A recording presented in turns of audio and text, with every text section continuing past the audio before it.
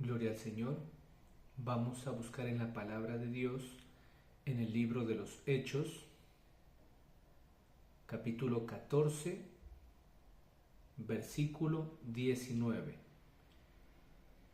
Libro de los Hechos, capítulo 14, versículo 19.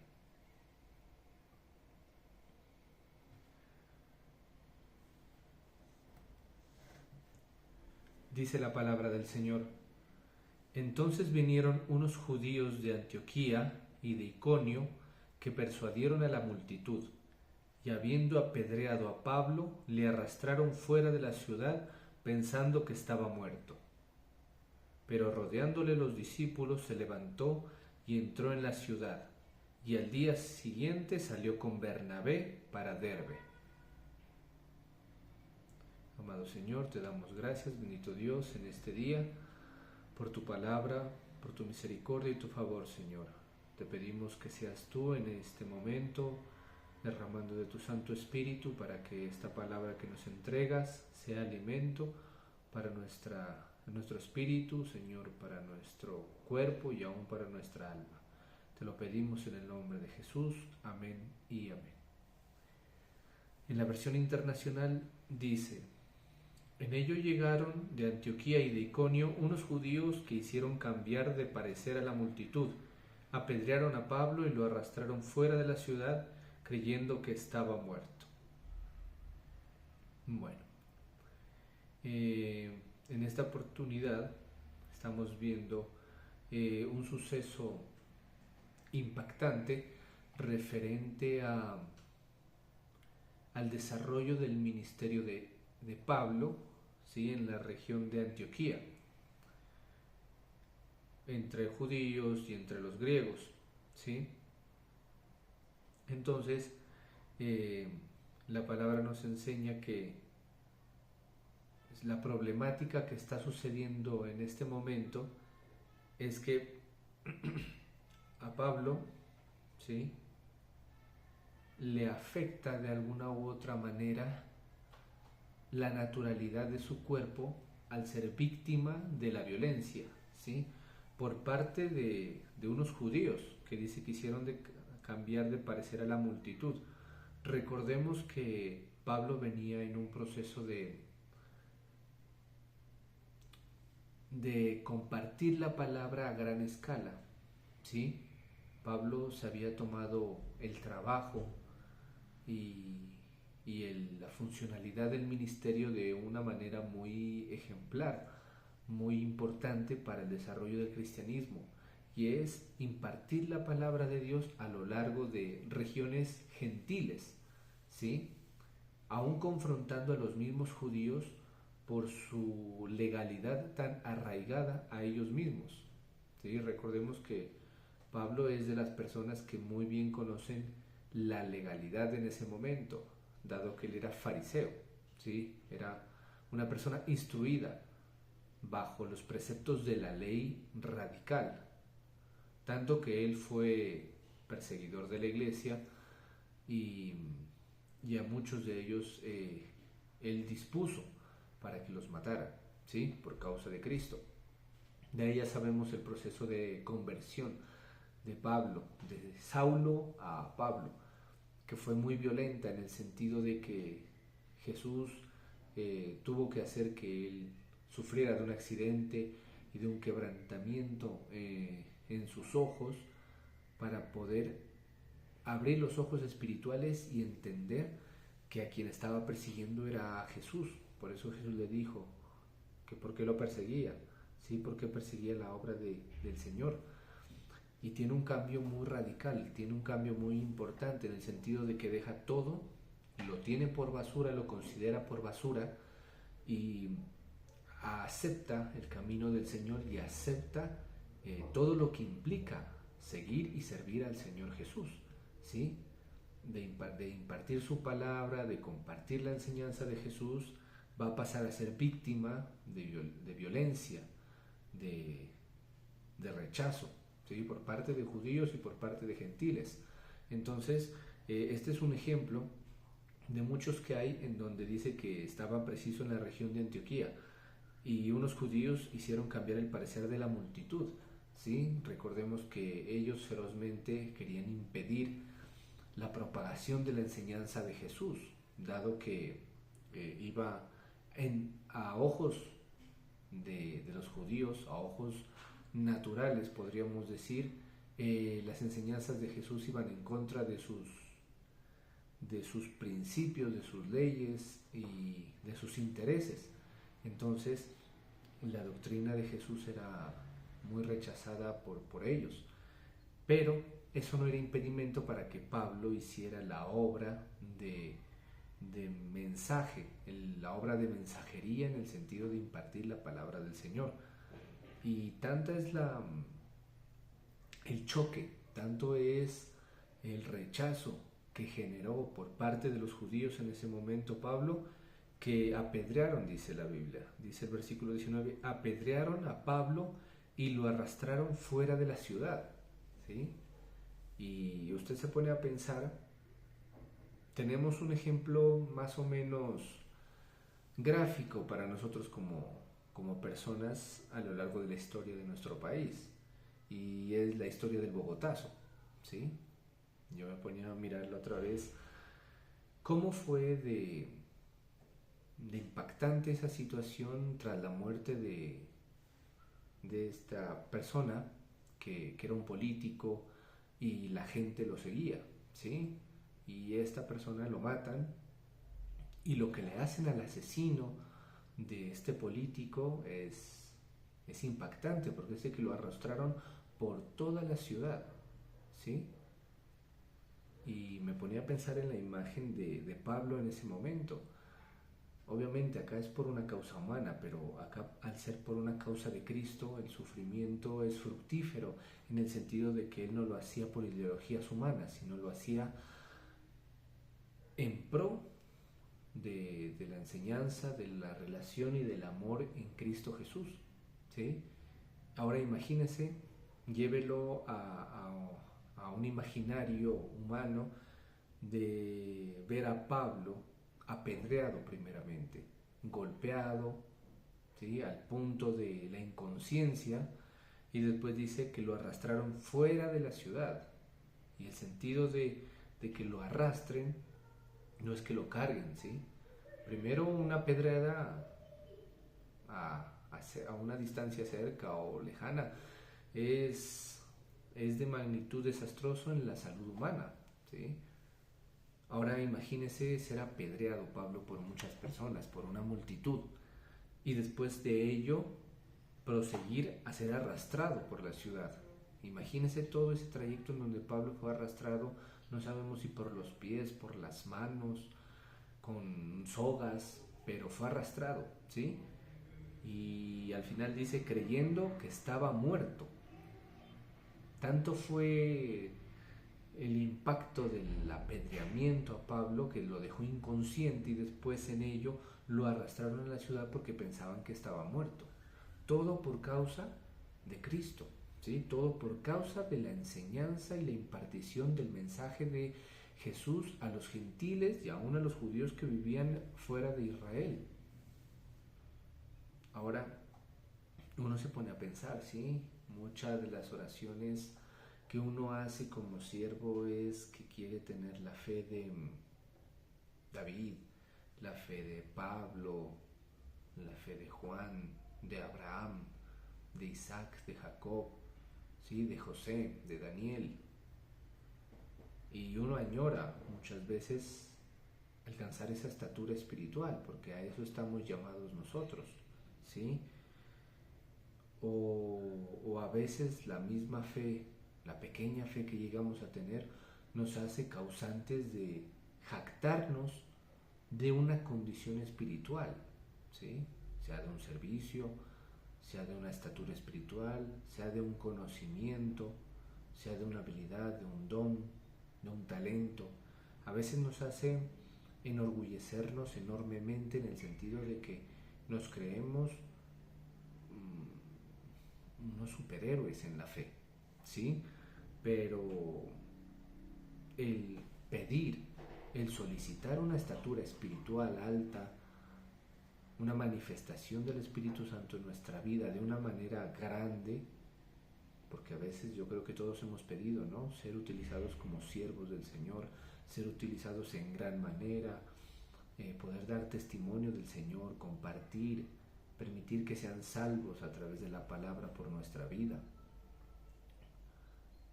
Al momento de enseñar la palabra de Dios, pero hay algo que está atrás, que está oculto de esa petición, y es que, por ejemplo, nosotros solicitamos la fe de Pablo, ¿sí? Pero imagínese todo lo que hay detrás del crecimiento de Pablo. Hay sufrimiento, hay rechazo, hay violencia, ¿sí? Como lo vemos aquí. Pablo es víctima físicamente de la violencia por causa de Jesús, al punto de parecer muerto, de estar inconsciente. Y nosotros a veces queremos llegar a esa estatura envidiable de la fe, ¿sí? Ser utilizados como herramientas en las manos de Dios, pero no estamos dispuestos a recibir el trato de Dios, ¿sí? Yo creo que ese es el sentido de esta enseñanza, es que nosotros queremos o añoramos tener una estatura y ser utilizados por Dios, y eso no está mal, está muy bien tener esa ideología, pero también ser conscientes que junto con ello va a venir un trato, una formación, una corrección, una disciplina, ponernos en su altura, ¿sí? Estar en una constante diligencia buscando a Dios. Vamos a ser probados, vamos a ser tratados en la fe, y aún se va a ver reflejado en el aspecto natural y físico, ¿sí? Por causa de Cristo. No significa que sus malas actitudes o su mal comportamiento usted lo camufle diciendo que es víctima de Cristo, no. La violencia, el rechazo, el enojo por parte de la gente, de la humanidad, que es por causa de la enseñanza de Cristo, por causa de su manifestación o por causa de que usted proclama la fe de Cristo, eso sí lo hace merecedor, en cierta manera, de ser un pequeño mártir en la fe, pero solamente por la causa de Cristo, ¿sí? Entonces, usted añora un servicio, usted añora servir, predicar, cantar, enseñar, pues hay que ser consciente de que el trato con la persona que Dios está empezando a formar va a ser diferente, ¿sí? El Señor nos va a poner en momentos entre la espada y la pared, en donde nosotros tenemos que aprender a sobrellevar esa emocionalidad, ese sufrimiento, por así decirlo, ¿sí?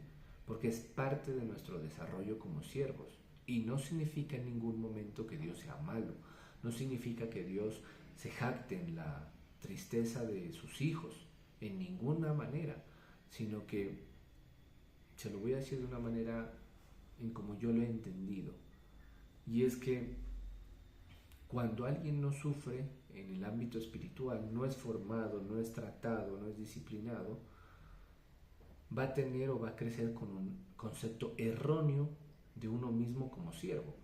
Va a pensar que es indispensable, va a creer que se sabe todo, va a creer que su conocimiento es único, va a creer que sus dones y talentos son importantes por encima de los demás, ¿sí? Y eso va a ser el mismo tropezadero para él mismo como persona. Va a caer ahí mismo porque ha idealizado a una persona muy diferente. Y Jesús lo que nos invita es a hacer de lado lo que nosotros somos como humanos, ¿sí? A hacer de lado nuestros orgullos, nuestro egocentrismo. Si Dios deposita en nosotros un don, un talento, entender que no es gracias a nosotros, sino es por misericordia de Dios, ¿sí? De ahí que, como le digo, los pequeños sufrimientos, los traspiés, los tropezones, los tratos que tenemos, no es porque Dios sea malo, sino porque Dios quiere que nosotros entendamos que la única fuente de sabiduría, de supervivencia, de conocimiento, de adquisición, de bendición, es solo Jesús, ¿sí? Es solo Jesús. En todo lo que nuestra vida se desarrolla está involucrado el nombre poderoso de Jesús, ¿sí? Desde que nos levantamos, desde que tenemos una dificultad, porque seamos realistas, cuando la dificultad viene a nuestra vida, nosotros estamos más aferrados a Jesús, ¿sí? Esa situación nos hace acercarnos a Dios. ¿Por qué? Porque nos vemos frágiles. Cuando alguien está enfermo, la misma enfermedad lo hace reflexionar y lo hace acercarse a los brazos de Jesús, ¿sí? Y eso es lo que hace la formación, eso es lo que hace los pequeños sufrimientos, que nosotros nos arraiguemos más a Jesús y nos desarraiguemos más de nuestra confianza humana, ¿sí? Pablo estaba en un ámbito muy superior, al punto de que pues él enseñaba entre los gentiles, aún soportando el rechazo de gentiles y judíos, al punto de ser apedreado, al ser arrastrado por la ciudad creyendo que estaba muerto. Pero miremos el versículo 20, que es impresionante. Dice, pero cuando lo rodearon los discípulos, imagino que lo sacaron afuera de la ciudad y todas las personas que seguían a Pablo, sus discípulos, las personas que él estaba formando, lo rodearon. La Biblia dice, él se levantó y volvió a entrar a la ciudad. Imagínese, ¿sí? Imagínese que usted sea apedreado por causa de Cristo, al punto de estar inconsciente, que usted sea arrastrado por las calles de la ciudad, a las afueras, tirado, y que usted tenga la fortaleza anímica, la fortaleza espiritual de levantarse, de no irse a curar las heridas, sino de levantarse y de volver a entrar a la ciudad en donde fue víctima de violencia. Imagínese el impacto que eso genera en uno, ¿sí? A nosotros nos rechazan en algún ámbito y nosotros ya no queremos volver a ese lugar. Nosotros no queremos saber nada de eso, ¿sí? ¿Por qué? Porque nos ha lastimado, nos ha golpeado en nuestro corazón, en nuestros sentimientos, en nuestro orgullo.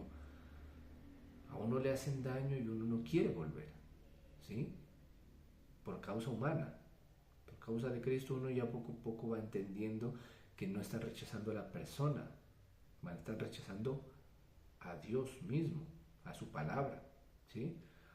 Pero a eso voy, ¿sí? Ni siquiera los mismos animales, las personas que golpean a los animales se hacen reacios y tienden a rechazar a su violentador, ¿sí? Solamente los masoquistas, las personas masoquistas son las que vuelven a la persona que les hace daño, ¿sí? Pero en este caso es diferente porque toda una sociedad unida golpeó, apedreó, tiró a Pablo. Y él se levantó y volvió a entrar a la ciudad en donde fue cruelmente torturado. ¿Con qué fin? Me imagino que con el fin inicial, de seguir enseñando la palabra de Dios a sus discípulos y a las personas para que se conviertan a Dios, ¿sí? Y al día siguiente partió para Derbe en compañía de Bernabé. Imagínese. Sí, y a veces usted por una gripa pide permiso de no ir al culto. Por una gripa, porque está lloviendo demasiado, usted dice, no, yo no voy, porque está frío, porque está mucho calor, porque me duele la garganta, porque me duele la cabeza. ¿Sí? ¿Qué? Porque me miraron feo, ya no vuelvo. ¿Qué? Porque no me gusta la música, yo no voy, y busca pretextos. ¿Sí? Imagínese. Pablo se levanta en ese mismo momento, vuelve a entrar a la ciudad y al día siguiente parte para Derbe en compañía de Bernabé. ¿Sí? Dice, el regreso a Antioquía de Siria, de anunciar las buenas nuevas en aquella ciudad y de hacer muchos discípulos, Pablo y Bernabé regresaron a Listra, Iconio y Antioquía. Imagínese, al día siguiente, dice ahí. Ahí no está algo simbólico en la Biblia. Usted es golpeado, usted es torturado, usted no tiene ánimo del siguiente día de levantarse. A uno le duele, a veces amanece mal dormido y al otro día anda quejón, me duele, no puedo hacer las cosas con la misma energía como, ¿sí? Somos así, somos así. A veces nos hemos golpeado, nos han pegado y uno al otro día ya no sabe con qué cuerpo levantarse porque no tiene energías, ¿sí? A mí hace un tiempo aquí me mordió un perro en una pierna y venía de servir. Y al otro día andaba cojo, con dolores, ¿sí? Y ya no podía ni sostenerme en pie. Imagínese Pablo siendo apedreado, siendo torturado y al día siguiente yéndose a un lugar con Bernabé para seguir enseñando la palabra de Dios. Imagínese si eso no es un acto vergonzoso para nosotros como personas. Que porque vemos nubes ya no voy al culto, no voy al servicio. ¿Sí? De ahí que nos falta muchísimo. De ahí que cuando nosotros decimos que quiero tener la fe de Pablo, quiero tener la fe de David, quiero tener la fe de José, tenemos que saber que lo que está atrás de ellos como siervos es formación, es constante formación, es trato, ¿sí? Pero es un trato fructífero. De ahí que las cosas que usted vive en Cristo Jesús y son difíciles de manejar porque lo hacen sufrir, porque lo hacen tener tristeza, porque lo congojan, porque lo hacen a veces sentir un poquito ansioso, esas situaciones a usted lo están formando, están haciendo de usted un siervo conforme a la voluntad de Dios, un siervo sufrido, un siervo dispuesto a pesar de la adversidad a levantarse y a seguir caminando, ¿sí?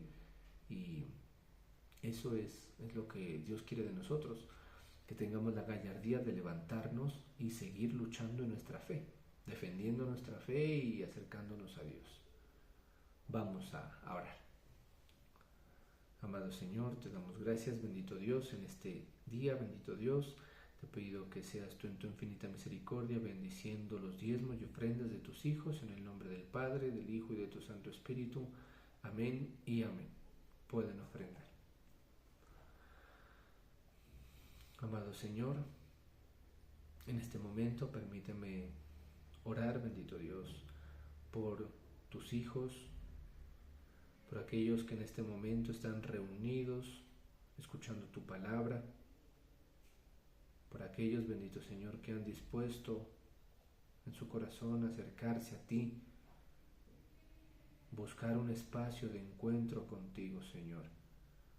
Hoy permíteme declarar que tu Santo Espíritu está bendiciendo a cada uno de ellos, está bendiciendo cada acto de fe, Señor, que en su cuerpo exigen de ellos mismos para poder encontrarte, Señor.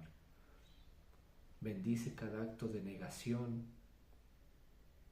para aceptarte a ti, Señor, para aceptar tu voluntad por encima de nuestros criterios humanos, cuando muchas veces no entendemos con qué propósito haces las cosas. Pero te damos gracias, Señor, porque sabemos que tu infinita es grande, tu gracia es infinita, tu misericordia es poderosa, tu gracia es eterna, Señor. Y cuida de nosotros. Hoy, Señor, permíteme declarar bendecido a tus hijos, Señor, porque se postran delante de ti, porque se humillan, porque se someten, Señor, porque se niegan a sí mismos, aún buscando, Señor, primeramente agradarte a ti. Y eso es lo que, Señor, haces de que nosotros seamos tus hijos. La enseñanza de poder saber que no hay nada humano, Señor, nada en el mundo que pueda contener nuestra salvación, Señor, nuestra felicidad, sino que nuestro gozo, nuestra salvación vienen de lo alto, Señor, vienen de tu sacrificio. Hoy alabo, Señor, y bendigo, Señor, este grupo de oración. Hoy declaro la victoria de Dios, Señor. Hoy proclamo la victoria de Cristo. Y bendigo, bendito Señor, cada acto de fe que ellos hacen en tu nombre. Bendigo, Señor, cada iniciativa, Señor, que ellos levantan, Señor, en oración y aún en su vida secular para agradarte y para reconocerte a ti, Señor, como su Dios. Hoy sostén, Señor, a este equipo de trabajo. Hoy sostén, Señor, a tus hijos. Hoy bendícelos, Señor. Hoy proclamo la victoria. Hoy declaro la victoria de Dios en sus vidas. Santo y poderoso eres tú, Señor, digno de alabanza y de loor. Hoy oramos, Señor, también por Israel, por tu nación, Señor, por tu pueblo. Hoy oramos, Señor, para que todo el cumplimiento de la profecía que está en tu palabra se cumpla, Señor, a criterio tuyo, Señor. Se cumpla cada palabra que está escrita, Señor, en tu nación, sabiendo que tú cuidas de tu pueblo, que tú cuidas de tu nación, Señor, y que tú no dejarás avergonzados, Señor, a tus hijos. Hoy bendice, Señor, a los creyentes, bendito Dios, y a los que aún no lo son, bendito Señor. Bendice a las personas que hemos compartido la palabra y a aquellos que las han rechazado, Señor, porque sabemos, bendito Dios, que tu palabra no vuelve vacía, sino que cumple el propósito para el cual en algún momento fue enviada, Señor. Hoy alabo tu nombre, Señor, y bendigo, Señor, a tus hijos, Señor. Hoy bendícelos, Señor, proclamando la victoria de Cristo, en el nombre del Padre, del Hijo y de tu Santo Espíritu. Amén y amén.